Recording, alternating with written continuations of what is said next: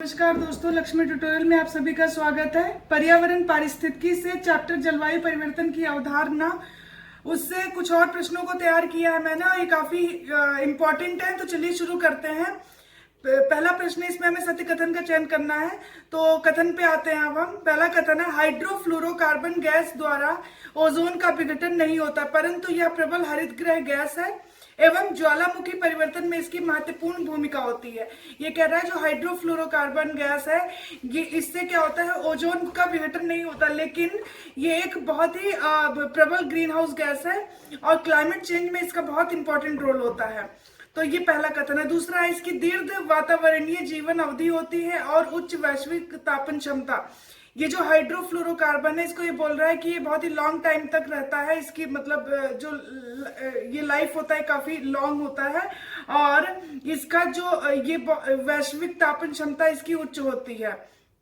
तो ये दोनों कथन है। तीसरा है, ये शीत प्रशीतक, एरोसॉल नोदक, विलायक एवं अग्निशमक यंत्रों के प्रयोग किए जाते हैं। तो ये कहाँ पे प्रयोग किए जाते हैं? शीत प्रशीतक जो होते हैं, प्रशीतक होते हैं, एरोसॉल नोदक होते हैं, विलायक और अग्निशमन यंत्रों में इनका प्रयोग किया जाता है। अगला है, परफ्लोरोकार्बन विभिन्न औद्योगिक प्रक्रियाओं के सह उत्पाद होते हैं। ये कह रहा है कि जो परफ्लोरोकार्बन होते हैं वे विभिन्न औद्योगिक प्रक्रियाएं जो होती हैं उनके बाई प्रोडक्ट होते हैं, सह उत्पाद होते हैं, जो कि एल्युमिनियम और अर्धचालकों के निर्माण से जुड़े होते हैं। और ये एल्युमिनियम और अर्धचालकों के निर्माण से जुड़े होते हैं। इसकी भी दीर्घ वातावरणीय अवधि और उच्च वैश्विक तापन क्षमता होती है। हाइड्रोफ्लोरोकार्बन की भी दीर्घ वातावरणीय जीवन अवधि होती है, उच्च वैश्विक तापन क्षमता। और परफ्लोरोकार्बन ये भी जो है, इसका भी दीर्घ वातावरणीय अवधि और उच्च वैश्विक तापन क्षमता इसमें भी होती है। तो ये सभी कथन थे और ये सभी कथन बिल्कुल सही हैं। अगले प्रश्न पे आते हैं।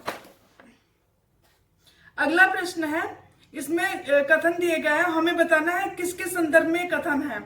तो देखते हैं, यह मैग्नीशियम प्रक्रियाओं एवं अर्धचालकों के निर्माण में साथ ही रिसाव खोज हेतु प्रयोग में आने वाली खोजी गैस है। ये मैग्नीशियम प्रक्रियाओं और अर्धचालकों का जो निर्माण किया जाता है उसके साथ ही ये रिसाव खोज हेतु प्रयोग में आने वाली खोजी गई गैस है। दूसरा कथन है, विद्युत वितरण उपकरणों जिसमें सर्किट ब्रेकर भी आते हैं, इसका उपयोग होता है। इसका उपयोग कहाँ होता है? विद्युत वितरण उपकरणों जिसमें सर्किट ब्रेकर भी आते हैं। इसकी वैश्विक तापन क्षमता CO2 यानी कार्बन डाइऑक्साइड से 22,800 गुना अधिक है, जो इसे IPCC के अनुसार प्रबल हरित गृह गैस बनाता है। ये IPCC के अनुसार इसे प्रबल हरित गृह गैस बताया गया है कि ये जो है हरित गृह गैस है, प्रबल हरित गृह गैस है। तो ये दोनों कथन है, हमें बताना है किसके संदर्भ में कथन है। तो ये सल्फर हेक्साफ्लोराइड के बारे में कथन था कि ये मैग्नीशियम प्रक्रियाओं और अर्धचालकों के निर्माण के साथ रिसाव खोज हेतु प्रयोग में आने वाली खोजी गैस है। ये विद्युत उपकरणों जिसमें सर्किट ब्रेकर भी आते हैं उनमें उपयोग होता है इसका। ये इसमें वैश्विक तापन क्षमता जो होती है CO2 के अकॉर्डिंग इसमें 22,800 गुना अधिक होती है और जो इसे IPCC के अनुसार प्रबल हरित गृह गैस बनाती है। तो ये सल्फर हेक्साफ्लोराइड के बारे में कथन था। अगले प्रश्न पे आते हैं, निम्नलिखित में से सही सुमेलित है? HFCS Kyoto protocol, ozone Montreal protocol. और ये जो है इसमें से ये दोनों ही बिल्कुल सही हैं कि क्योटो प्रोटोकॉल जो है FCS और ओजोन किससे था? मॉन्ट्रियल प्रोटोकॉल, और दोनों ही सही हैं।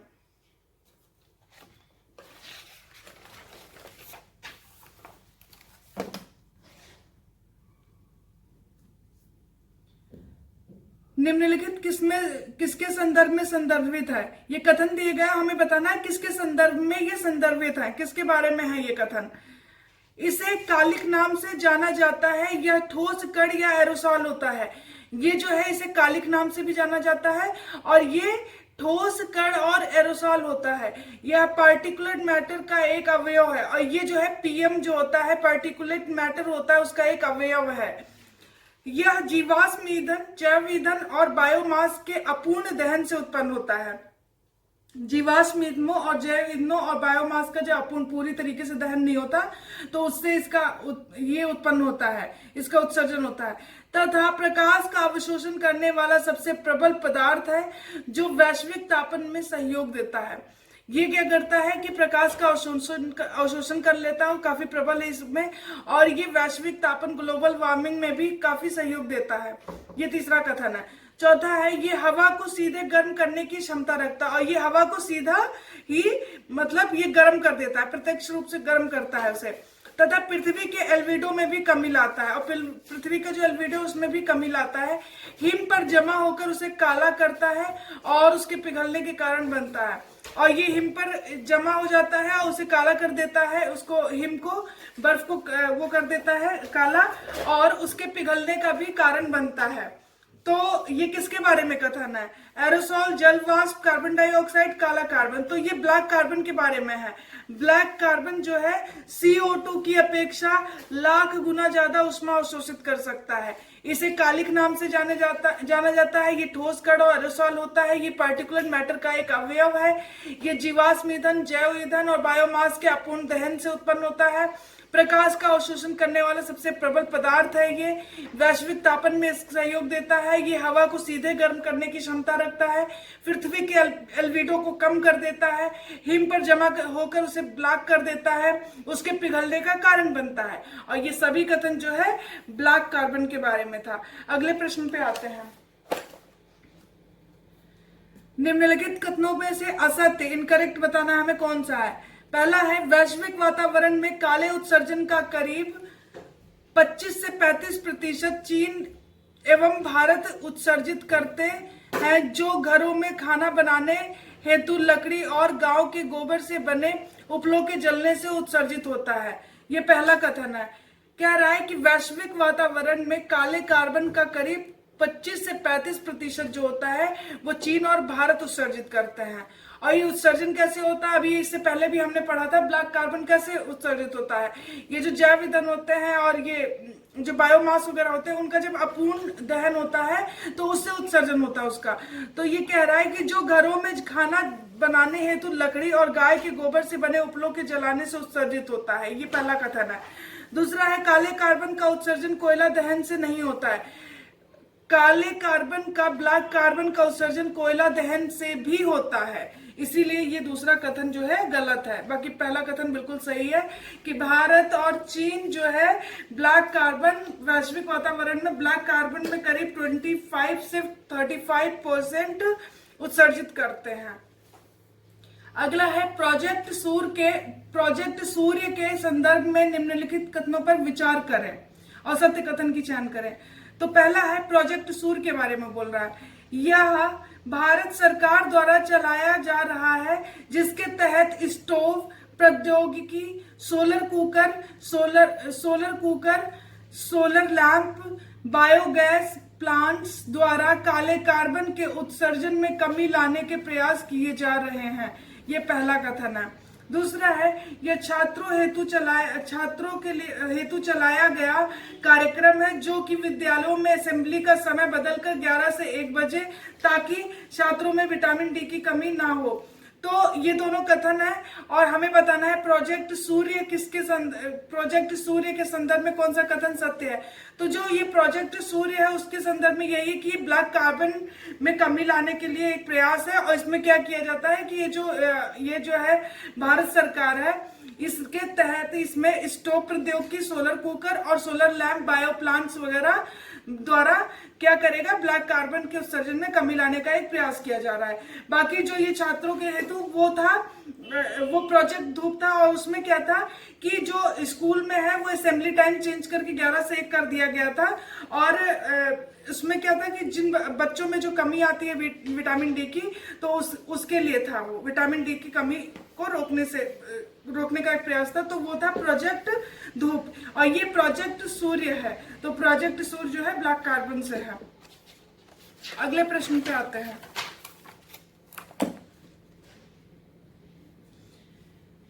ये कथन दिए गए हैं, हमें बताना है कौन से कथन सत्य हैं। आर्कटिक काउंसिल के संदर्भ में बताना है हमें, आर्कटिक काउंसिल के संदर्भ में कौन से कथन सही हैं। काले कार्बन के उत्सर्जन में कमी पर एक टास्क फोर्स की स्थापना की गई, ये पहला कथन है। दूसरा है, यह देशों के लिए काले कार्बन में कमी लाने हेतु खोज और अवसर उपलब्ध कराने एवं नीति निर्माण की कोशिश कर रहा है। और ये दोनों ही कथन बिल्कुल सही है। आर्कटिक काउंसिल क्या कर रहा है, काले कार्बन के उत्सर्जन में कमी लाने के लिए एक टास्क फोर्स की स्थापना की है, और ये क्या करेगा कि देश के लिए जो काला कार्बन है उसमें कमी लाने के लिए खोज अवसर उपलब्ध कराने के लिए नीति निर्माण की कोशिश कर रहा है। तो ये दोनों ही कथन बिल्कुल सही है। अगले पे आते हैं, स्वच्छ चूल्हे हेतु वैश्विक गठबंधन। स्वच्छ चूल्हे हेतु वैश्विक गठबंधन के संदर्भ में सत्य कथन का चयन करें। देखते हैं क्या है इसके बारे में। यह सार्वजनिक निजी भागीदारी है जो 2010 में लाया गया। दूसरा कथन है, इसका उद्देश्य जीवन की सुरक्षा, महिलाओं का सशक्तिकरण एवं जीवन स्तर में सुधार, स्वच्छ तथा कुशल घरेलू रसोई हेतु वैश्विक बाजार का निर्माण कर जलवायु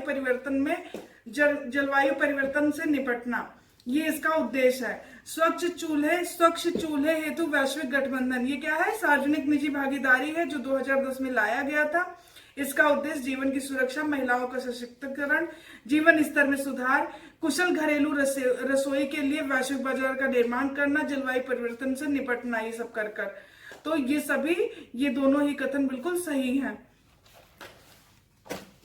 अगला प्रश्न है, इसमें हमें क्या करना है, कुछ कथन दिए गए विचार करके हमें क्या करना है, बताना है कि भूरा कार्बन के संदर्भ में कौन से कथन सत्य हैं। भूरा कार्बन, तो देखते हैं, भूरा कार्बन एक प्रकार का एरोसॉल है जो प्रकाश को अवशोषित करने वाला कार्बनिक पदार्थ होता है। इसका रंग भूरा और पीला होता है।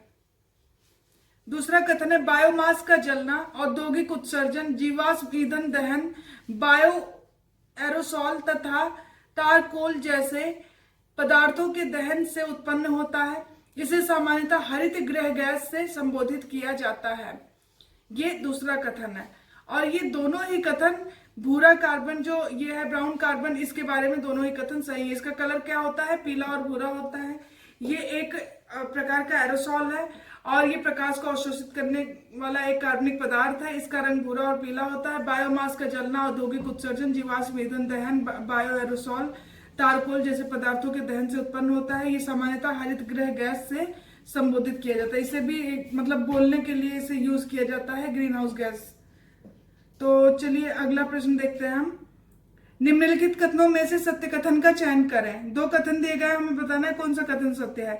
जलवायु दबाव जलवायु तंत्र के अंतर्गत वह कारक है जिनकी वृद्धि या कमी से जलवायु तंत्र पर सकारात्मक या नकारात्मक प्रभाव पड़ता है। जलवायु दबाव कह रहा है कि जलवायु तंत्र के अंतर्गत वह कारक है जिसकी वृद्धि या कमी, अगर उसमें वृद्धि होती है और उसमें कमी होती है तो इससे जो जलवायु तंत्र है उस पर सकारात्मक और नकारात्मक प्रभाव पड़ता है। और ये जो दोनों प्रभाव पड़ते हैं, सकारात्मक और नकारात्मक, ये दोनों ही प्रभाव मानव और प्राकृतिक, दोनों ही मानव जनित भी हो सकते हैं और प्राकृतिक जनित, दोनों द्वारा जनित होते हैं। तो जलवायु दबाव के बारे में पहला कथन था। दूसरा है, सकारात्मक दबाव का प्रयास पृथ्वी को गर्म करना होता है। सकारात्मक दबाव में क्या होता है, पृथ्वी को गर्म करना, जैसे सूर्य प्रकाश में वृद्धि तथा ग्रीन हाउस गैस के कारण पृथ्वी का गर्म होना, ये दोनों ही। जबकि नकारात्मक दबाव द्वारा पृथ्वी ठंडी होती है, जैसे ज्वालामुखी उद्गार द्वारा वातावरणीय एरोसॉल तथा जीवाश्म ईंधन द्वारा उत्सर्जित एरोसॉल से पृथ्वी ठंडी होती है। तो ये दोनों कथन है और ये दोनों ही कथन बिल्कुल सही हैं।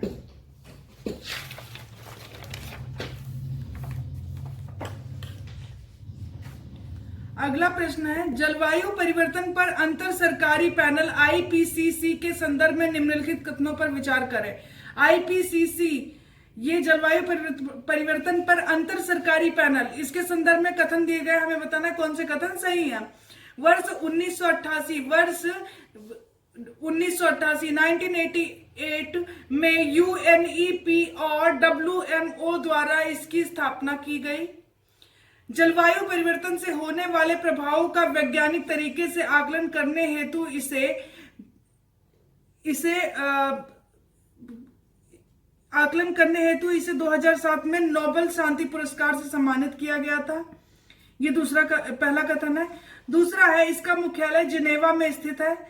इसकी सदस्यता यूनाइटेड नेशन और WMO के सभी सदस्य हेतु खुली है, सभी सदस्यों के लिए खुली है। तीसरा है, वर्तमान में 195 देश IPCC के सदस्य हैं। यह ना तो अनुसंधान संचालित और ना ही जलवायु आंकड़ों की निगरानी करता है। यह नियमित तौर पर जलवायु परिवर्तन के बारे में रिपोर्ट जारी करता है और उस रिपोर्ट को किस नाम से जानते हैं? मूल्यांकन रिपोर्ट के नाम से जानी जाती है। ये तीसरा है। चौथा है, इसने अपनी प्रथम IPCC आकलन रिपोर्ट वर्ष 1990 जारी की, जलवायु परिवर्तन को चुनौती के रूप में रेखांकित किया। और उस रिपोर्ट में इसकी पहली रिपोर्ट थी 1990 में, उसमें इसने जलवायु परिवर्तन को एक चुनौती के रूप में रेखांकित किया था। ये सभी कथन थे। हमें बताना है कौन सा कथन सही है। तो ये सभी कथन बिल्कुल सही हैं। वर्ष 1988 में UNEP और WMO द्वारा इसका स्थापना किया गया। जलवायु परिवर्तन से होने वाले प्रभाव का वैज्ञानिक तरीके से आकलन करने के लिए इसे नोबेल शांति पुरस्कार 2007 में मिल चुका है IPCC को। इसका मुख्यालय जिनेवा में है, ये जानना चाहिए आपको। इसकी सदस्यता यूनाइटेड नेशन और WMO के सभी सदस्यों के लिए खुली है। इसमें 195 देश हैं जो IPCC के सदस्य हैं। यह जो है अनुसंधान और ना ही आंकड़ों को निगरानी करता है। ये क्या करता है? नियमित तौर पर जलवायु परिवर्तन के बारे में रिपोर्ट जारी करता है और उस रिपोर्ट को किस नाम से जानते हैं? मूल्यांकन रिपोर्ट। और यह अपनी प्रथम रिपोर्ट 1990 में जारी किया था और उसमें इसने ये जलवायु परिवर्तन को एक चुनौती के रूप में रेखांकित किया था। ये सभी कथन बिल्कुल सही हैं। अगले प्रश्न पे आते हैं। IPCC की छठी आकलन रिपोर्ट के संदर्भ में क्या कथन सही नहीं है? क्या गलत है? इसमें सही नहीं है। इसकी रूपरेखा तैयार करने हेतु 1 से 5 मई 2017 तक इथियोपिया के आदिस बाबा के सभी कार्यदलों की बैठक हुई। ये जो IPCC की छठी आकलन रिपोर्ट है, इसके संदर्भ में हमें बताना है कौन सा कथन सही नहीं है। तो पहला कथन तो सही है कि इसकी रूपरेखा को तैयार करने के लिए 1 से 5 मई 2017 तक इथियोपिया के आदिस बाबा के सभी कार्यदलों की बैठक हुई थी। ये बिल्कुल सही है। दूसरा देख लेते हैं। अप्रैल 2016 में IPCC की बैठक के निर्णय लिया गया। छठी रिपोर्ट को 3 कार्य समूहों के योगदान के द्वारा वर्ष 2021 में अंतिम रूप दिया जाएगा। इसमें क्या अप्रैल 2016 में जो IPCC की बैठक हुई थी उसमें यह निर्णय लिया गया था कि जो 6th रिपोर्ट है इसको 3 कार्य समूहों के में योगदान के द्वारा, ये 3 कार्य समूह होंगे, उनके योगदान के द्वारा इसे अंतिम रूप दे दिया जाएगा 2021 में।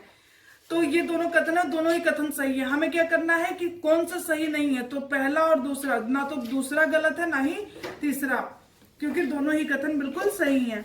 अगला प्रश्न है, ग्लोबल वार्मिंग पर जारी IPCC की रिपोर्ट के संदर्भ में निम्नलिखित कथनों पर विचार करें। यह अक्टूबर 2018 में जारी की गई। इसे विशेष रूप से ग्लोबल वार्मिंग पर पेरिस समझौते में तय 1.5 डिग्री सेल्सियस तापमान की वैज्ञानिक व्यवहार्यता का पता लगाने के लिए अधिकृत किया गया था।